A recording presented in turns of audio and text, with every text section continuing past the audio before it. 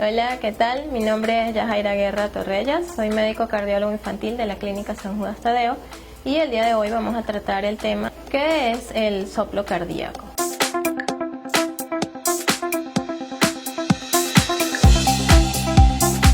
El soplo cardíaco no es más que un sonido silbante que se escucha en el corazón cuando en el latido cardíaco se produce un flujo sanguíneo turbulento. Es decir, que la sangre, en lugar de ir de una forma lineal, como que si pasara a través de una manguerita, hace como una especie de remolino y eso va a producir el sonido.